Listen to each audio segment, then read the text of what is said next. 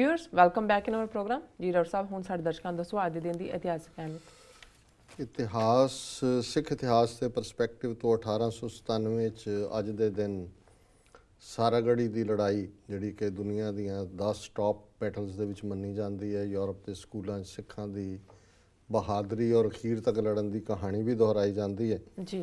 ਉਸ ਦਾ ਖਾਤਮਾ ਹੋਇਆ 21 ਸਿੱਖ ਫੌਜੀ ਸ਼ਹੀਦ ਹੋਏ। ਪਰ ਇਹ ਚਮਕੌਰ ਦੀ ਗੜੀ, ਖਿਦਰਾਣੇ ਦੀ ਢਾਬ, ਜੂਨ 1984 ਸਾਰਾਗੜੀ ਇਹ ਉਸ ਸਿੱਖ ਸਪਿਰਿਟ ਦਾ ਦੁਹਰਾ ਰਿਹਾ ਹੈ ਬਾਰ-ਬਾਰ, ਜਿਸ ਦੇ ਵਿੱਚ ਇਹ ਹੈ ਕਿ ਅਖੀਰ ਤੱਕ ਅਤ ਹੀ ਰਣ ਮੇਂ ਤਬ ਜੂਝ ਮਰੋ ਉਹਨਾਂ ਨੇ ਸ਼ਹੀਦੀਆਂ ਪਾਈਆਂ। 1922 ਦੇ ਵਿੱਚ ਪਾਦਰੀ CF ਐਂਡਰਿਊਜ਼ ਨੇ ਗੁਰੂ ਕੇ ਬਾਗ 'ਚ ਜਿਹੜੇ ਜ਼ੁਲਮ ਦੇਖੇ ਔਰ ਉਹਨੇ ਕਿਹਾ ਵੀ ਅੱਜ ਮੈਂ ਕਈ ਸੈਂਕੜਿਆਂ ਜੀਸਸ ਜਿਹੜੇ ਨੇ ਉਹ ਇੱਥੇ ਕ੍ਰੂਸੀਫਾਈ ਹੁੰਦੇ ਦੇਖੇ ਨੇ। ਔਰ ਉਹਦੀ ਲਿਖਤ ਤੋਂ ਬਾਅਦ ਹੀ ਜਿਹੜਾ ਜ਼ੁਲਮ ਬੰਦ ਹੋਇਆ, ਜਿਹੜੀ ਡਾਂਗਾਂ ਨਾਲ ਮਾਰ ਕੁਟਾਈ ਸੀ। 1988 'ਚ ਅੱਜ ਦੇ ਦਿਨ 7 ਸਿੱਖ ਸਟੂਡੈਂਟ ਬਿਦਰ ਇੰਜੀਨੀਅਰਿੰਗ ਕਾਲਜ ਦੇ ਹਿੰਦੂ ਭੀੜਾਂ ਨੇ ਉਹਨਾਂ ਦਾ ਕਤਲ ਕੀਤਾ, ਦਰਜਨਾਂ ਜ਼ਖਮੀ ਕੀਤੇ। ਔਰ ਅੱਜ ਹੀ ਸਾਡੇ ਸਟੂਡੀਓ 'ਚ ਵੀ ਆਏ ਸੀ ਔਰ ਜਿਹੜਾ TV 84 ਨਿਊਜ਼ ਜ਼ਰੂਰ ਦੇਖਣ ਜੀ ਸਾਡੇ ਦਰਸ਼ਕ।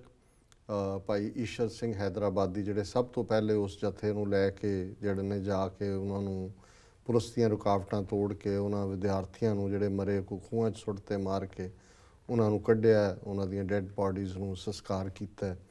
ਔਰ ਇਹ ਜਿਹੜਾ ਹਾਦਸਾ ਜਿਹੜਾ ਕਿ ਜਾਣ ਬੁੱਝ ਕੇ ਵਰਤਾਇਆ ਗਿਆ 1988 'ਚ ਇੱਧਰ ਮੂਵਮੈਂਟ ਚੱਲ ਰਹੀ ਸੀ, ਸੋ ਸਿੱਖਾਂ ਨੂੰ ਮੈਸੇਜ ਦਿੱਤਾ ਗਿਆ ਕਿ ਤੁਸੀਂ ਤੁਹਾਡਾ ਇਹ ਅਸੀਂ ਹਸ਼ਰ ਕਰਾਂਗੇ। ਸੋ ਅੱਜ ਦੇ ਦਿਨ ਇਹ ਦੁਖਾਂਤ ਵਾਪਰੇ ਜੀ। ਵਰਲਡ ਹਿਸਟਰੀ ਦੇ ਹਵਾਲੇ ਨਾਲ 1624 ਦੇ ਵਿੱਚ ਪਹਿਲੀ ਸਬਮਰੀਨ ਇੰਗਲੈਂਡ ਨੇ ਟੈਸਟ ਕੀਤੀ। 1786 'ਚ US ਦੇ ਵਿੱਚ ਲਾਰਡ ਕਾਰਨਵਾਲਿਸ ਜਿਹੜਾ ਹਾਰ ਗਿਆ ਸੀ ਅਮਰੀਕਨਾਂ ਤੋਂ, ਉਹਨਾਂ ਨੂੰ ਇੰਡੀਆ ਵਾਈਸ ਗਵਰਨਰ ਜਨਰਲ ਬਣਾ ਕੇ ਭੇਜਿਆ ਗਿਆ। 1873 'ਚ ਪਹਿਲਾ ਟਾਈਪਰਾਈਟਰ ਵਿਕਣਾ ਸ਼ੁਰੂ ਹੋਇਆ।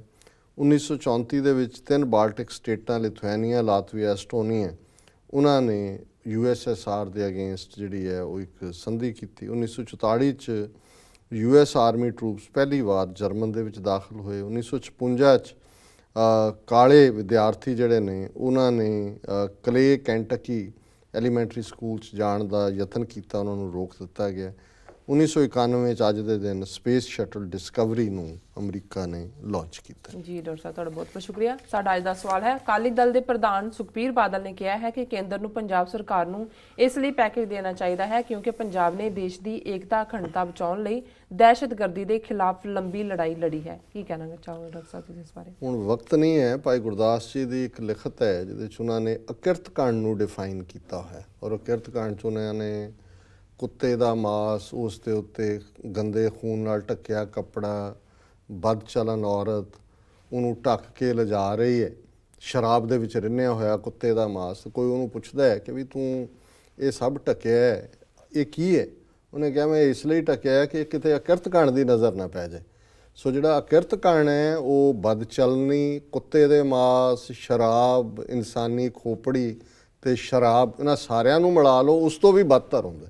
ਸੋ ਇਹ ਬਾਦਲ ਪਿਓ ਪੁੱਤਰ ਜਿਹੜੇ ਨੇ ਉਹ ਅਕਿਰਤ ਕਾਂਡ ਦੀ ਜਿਹੜੀ ਡੈਫੀਨੇਸ਼ਨ ਹੈ ਭਾਈ ਗੁਰਦਾਸ ਦੀ, ਉਹਦੇ 'ਚ ਇਹ ਫਿੱਟ ਹੁੰਦੇ ਨੇ ਕਿ ਜਿਸ ਸੰਘਰਸ਼ ਦੇ ਵਿੱਚ ਯੋਧੇ ਸ਼ਹੀਦ ਹੋਏ, ਜਿਨ੍ਹਾਂ ਨੇ ਤੁਹਾਨੂੰ ਤਾਕਤ ਦੀ ਕੁਰਸੀ ਤੱਕ ਪਹੁੰਚਾਇਆ, ਜਿਸ ਸਟਰਗਲ ਲਈ ਤੁਸੀਂ ਕਾਲ ਦਿੱਤੀ, ਧਰਮ ਯੁੱਧ ਮੋਰਚਾ ਤੇਰੇ ਪਿਓ ਨੇ ਸ਼ੁਰੂ ਕੀਤਾ ਔਰ ਅਕਾਲ ਤਖਤ 'ਤੇ ਤੁਸੀਂ ਅਰਦਾਸ ਕੀਤੀ ਅਨੰਦਪੁਰ ਦੇ ਮਤੇ ਦੀ, ਤੇਰੇ ਪਿਓ ਨੇ ਕਾਲ ਦਿੱਤੀ ਜੂਨ 'ਚ ਫੌਜੀਆਂ ਨੂੰ ਕਿ ਬੈਰਕਾਂ ਛੱਡ ਦਿਓ, ਅਸਤੀਫੇ ਦੇ ਦਿਓ। ਅੱਜ ਤੂੰ ਇੰਨਾ ਕਿਰਤਕਾਣ ਆਦਮੀ ਹੈ ਕਿ ਤੂੰ ਸੈਂਟਰ ਗੌਰਮੈਂਟ ਨੂੰ ਕਹਿ ਰਿਹਾ ਕਿ ਜੀ ਸਾਨੂੰ ਪੈਕੇਜ ਇਸ ਲਈ ਦਿਓ ਕਿਉਂਕਿ ਅਸੀਂ ਦਹਿਸ਼ਤਗਰਦੀ ਦੇ ਖਿਲਾਫ ਲੰਬੀ ਲੜਾਈ ਲੜੀ ਹੈ। ਕੌਣ ਦਹਿਸ਼ਤਗਰਦ? ਜੀ ਜੀ ਤੁਹਾਡੇ ਆਪਣੇ ਭਰਾ, ਤੁਹਾਡੇ ਪੁੱਤਰ ਧੀਆਂ, ਜਿਨ੍ਹਾਂ ਨੂੰ ਤੁਸੀਂ ਭੜਕਾ ਕੇ ਜਿਹੜਾ ਹੈ ਉਹਨਾਂ ਦੀਆਂ ਜਾਨਾਂ ਗਵਾਈਆਂ ਨੇ ਔਰ ਅੱਜ ਤੁਸੀਂ ਕਿਰਤਕਾਣਤਾ ਦੇ ਇਸ ਲੈਵਲ 'ਤੇ ਪਹੁੰਚੇ ਹੋਏ ਹੋ। ਸੋ ਹੁਣ ਕਿਰਤਕਾਣਤਾ ਦੀ ਫਿਰ ਕਿਰਤਕਾਣਾਂ ਦੀ ਸਜ਼ਾ ਕੀ ਹੁੰਦੀ ਹੈ? ਇਹ ਤਾਂ ਅਕਾਲ ਪੁਰਖ ਦਾ ਮਹਿਕਮਾ, ਮੈਂ ਇਹਦੇ 'ਤੇ ਕੁਛ ਕਹਿਣਾ ਨਹੀਂ ਚਾਹੁੰਦਾ। ਪਰ ਅਲਟੀਮੇਟਲੀ ਇਹ ਗੱਲ ਯਾਦ ਰਹੇ ਕਿ ਕਲਯੁਗ ਦੇ ਵਿੱਚ ਜਸਟਿਸ ਸਿਸਟਮ ਬੜਾ ਸਟਰੋਂਗ ਹੈ। ਇਹ ਕਰ ਕਰੇ ਸੋ ਇਹ ਕਰ ਪਾਏ, ਜਿਹੜਾ ਹੱਥ ਕਰਦਾ ਉਹਨੂੰ ਨਾਲ ਦੀ ਨਾਲ ਹੀ ਸਜ਼ਾ ਮਿਲਦੀ ਹੈ, ਲੰਬਾ ਚਿਰ ਡੀਕਣਾ ਨਹੀਂ ਪੈਂਦਾ। ਤੇ ਮੇਰਾ ਖਿਆਲ ਹੈ ਵੀ ਇਹ ਜਿਹੜਾ ਬਾਦਲ ਕੋਡਮਾ ਇਹ ਵੀ ਜਿਹੜਾ ਹੈ ਉਸ ਜਸਟਿਸ ਨੂੰ ਜ਼ਰੂਰ ਹਾਸਲ ਕਰੇਗਾ ਬਹੁਤ ਜਲਦੀ। ਜੀ ਡਾਕਟਰ ਪ੍ਰੋਗਰਾਮ ਦੇ ਅੰਤ ਵਿੱਚ ਸਾਡੇ ਦਰਸ਼ਕਾਂ ਦਾ ਅੱਜ ਦਾ ਵਿਚਾਰ। ਅੱਜ ਦੇ ਵਿਚਾਰ ਲਈ ਅਸੀਂ ਲਹਿੰਦੇ ਪੰਜਾਬ ਦੇ ਕਵੀ ਸ਼ਾਹ ਹੁਸੈਨ ਦੀ ਰਚਨਾ ਨੂੰ ਚੁਣਿਆ ਔਰ ਸ਼ਾਹ ਹੁਸੈਨ ਬੜੇ ਸਾਦਾ ਆਪਣੇ ਕਿਰਤੀ ਜੀਵਨ ਦੇ ਵਿੱਚ ਕੱਪੜਾ ਬੁਣ ਕੇ ਆਪਣਾ ਜਿਹੜਾ ਉਹ ਗੁਜ਼ਾਰਾ ਕਰਦੇ ਨੇ, ਪਰ ਰੱਬ ਨਾਲ ਜੁੜੇ ਹੋਏ, ਮੌਤ ਦੀ ਯਾਦ। ਕਹਿੰਦੇ ਨੇ ਕਦੀ ਸਮਝ ਮੀਆਂ ਮਰ ਜਾਣਾ ਹੀ, ਕੂੜੀ ਸੇਜ ਸਮੇਂ ਦਿਨ ਰਾਤੀ, ਕੂੜਾ ਤੂਲ ਵਿਹਾਣਾ ਹੀ, ਹੱਡਾਂ ਦਾ ਕਲਬੂਤ ਬਣਾਇਆ ਵਿੱਚ ਰੱਖਿਆ ਭੌਰ ਰਬਾਣਾ ਹੀ, ਚਾਰ ਦਿਹਾੜੇ ਗੋਇਲ ਵਾਸਾ ਲੱਦ ਚੱਲਿਓ ਲਬਾਣਾ ਹੀ, ਕਹਿ ਹੁਸੈਨ ਫਕੀਰ ਮੌਲੇ ਦਾ ਸਾਈਂ ਦਾ ਰਹਿ ਨਿਮਾਣਾ ਹੀ, ਸੁਣ ਤੇ ਨਹੀਂ ਕਾਲ ਮਰਿੰਦਾ ਈ, ਹਰ ਭੱਜ ਲੈ ਗਾਹਕ ਵੇਂਦਾ ਈ, ਡੂੰਘੇ ਜਲ ਵਿੱਚ ਮਛਲੀ ਵਸਦੀ, ਭੈ ਸਾਹਿਬ ਦਾ ਮਨ ਨਹੀਂ ਰੱਖਦੀ, ਉਸ ਮਛਲੀ ਨੂੰ ਜਾਲ ਢੁੰਢੇਂਦਾ ਈ, ਮੀਰ ਮਲਕ ਪਾਤਸ਼ਾਹ ਸ਼ਹਿਜ਼ਾਦੇ, ਝੂਲਦੇ ਨੇਜ਼ੇ ਵੱਜਦੇ ਵਾਜੇ, ਵਿੱਚ ਘੜੀ ਫਨਾ ਕਰੇਂਦਾ ਈ, ਕੋਠੇ ਮੰਮੜ ਤੇ ਚੌਬਾਰੇ, ਵਸ ਵਸ ਗਏ ਕਈ ਲੋਕ ਵਿਚਾਰੇ, ਇੱਕ ਪਲਕ ਨਾ ਰਹਿਣੇ ਦਿੰਦਾ ਈ, ਕਹਿ ਹੁਸੈਨ ਫਕੀਰ ਨਿਮਾਣਾ, ਦੁਨੀਆ ਛੋੜ ਆਖਰ ਮਰ ਜਾਣਾ, ਨੈ ਕੂੜਾ ਮਾਨ ਕਰਿੰਦਾ ਈ। ਸੋ ਇਹ ਆਪਣੇ ਆਪ 'ਚ ਹੀ ਸੈਲਫ ਐਕਸਪਲੈਨੇਟਰੀ ਹੈ, ਔਰ ਉਹਦੇ 'ਚ ਉਹਨਾਂ ਨੇ ਸਪਸ਼ਟ ਕਿਹਾ ਵੀ ਇਹ ਸਾਰੀ ਇਆਸ਼ੀ ਦਿਨ ਰਾਤ, ਇਹ ਹੱਡਾਂ ਦਾ ਕਲਬੂਤ, ਇਹਦੇ 'ਚ ਇੱਕ ਭੌਰ ਹੈ, ਚਾਰ ਦਿਹਾੜੇ ਇਹ ਇਆਸ਼ੀ ਦਾ ਵਾਸਾ, ਅਖੀਰ ਲੱਦ ਚੱਲਿਓ ਲਬਾਣਾ ਹੀ। ਜਿਹੜਾ ਲਬਾਣਾ ਸ਼ਬਦ ਹੈ ਇਹ ਵੀ ਕਿਉਂਕਿ ਟਾਂਡਾ ਜਿੱਥੇ ਹੁੰਦਾ ਸੀ ਪੜਾਅ ਕੀਤਾ ਜਾਂਦਾ ਸੀ, ਵਣਜਾਰੇ ਜਿਹੜੇ ਇੱਕ ਥਾਂ ਤੋਂ ਦੂਸਰੀ ਥਾਂ ਮਾਰਚ ਕਰਦੇ ਆਪਣੇ ਵਪਾਰ ਲਈ ਰਹਿੰਦੇ ਸੀ, ਇਸ ਲਈ ਤੁਸੀਂ ਟਾਂਡਾ ਲੁਬਾਣਾ, ਜਿੱਥੇ ਟਾਂਡਾ ਹੈ ਉੱਥੇ ਲੁਬਾਣਾ, ਕਿਉਂਕਿ ਇਹ ਵਣਜਾਰਿਆਂ ਦੇ ਜਿਹੜੇ ਨੇ ਉਹ ਟਰਾਈਬ ਸੀ।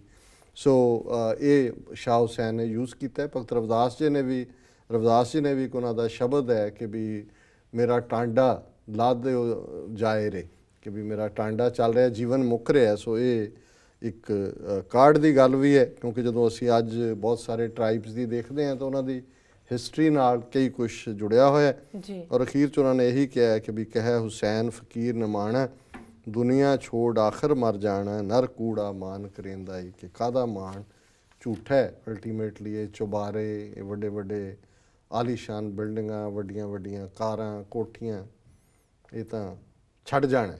ਸੋ ਅਲਟੀਮੇਟਲੀ ਨਾਂਗੇ ਆਏ ਨਾਂਗੇ ਜਾਣਾ, ਨਾ ਕੋਈ ਰਹਿਸੀ ਰਾਜਾ ਰਾਣਾ, ਸਭ ਤੁਰੇ ਜਾਂਦੇ ਨੇ। ਸੋ ਇਹ ਅੱਜ ਦਾ ਵਿਚਾਰ ਜੀ। ਡਾਕਟਰ ਸਾਹਿਬ ਤੁਹਾਡਾ ਬਹੁਤ ਬਹੁਤ ਸ਼ੁਕਰੀਆ, ਤੁਸੀਂ ਅੱਜ ਦਾ ਵਿਚਾਰ ਸਾਡੇ ਦਰਸ਼ਕਾਂ ਨਾਲ ਸਾਂਝਾ ਕੀਤਾ। ਹੁਣ ਆਪਣੇ ਵਿਊਅਰਸ ਕੋਲ ਲੈਣੇ ਇਜਾਜ਼ਤ। ਵਿਊਅਰਸ, ਸਾਡੇ ਪ੍ਰੋਗਰਾਮ ਦਾ ਸਮਾਂ ਇੱਥੇ ਸਮਾਪਤ ਹੁੰਦਾ। ਤੁਸੀਂ ਆਪਣੀ ਰਾਏ ਤੇ ਸੁਝਾਅ ਸਾਨੂੰ ਭੇਜਣਾ ਨਾ ਭੁੱਲਣਾ ਸਾਡੇ ਇਸ ਪਤੇ ਤੇ SOS@tv84.tv ਤੇ ਅਸੀਂ ਆਪਣਾ ਪ੍ਰੋਗਰਾਮ ਲੈ ਕੇ ਫਿਰ ਦੁਬਾਰਾ ਹਾਜ਼ਰ ਹੋਵਾਂਗੇ। ਤਦ ਤੱਕ ਲਈ ਮੈਨੂੰ ਤੇ ਸਾਡੇ ਡਾਕਟਰ ਸਾਹਿਬ ਨੂੰ ਆਗਿਆ ਦਿਓ ਤੇ ਬੁਲਾ ਦਿਓ ਫਤਿਹ। ਵਾਹਿਗੁਰੂ ਜੀ ਕਾ ਖਾਲਸਾ, ਵਾਹਿਗੁਰੂ ਜੀ ਕੀ ਫਤਿਹ।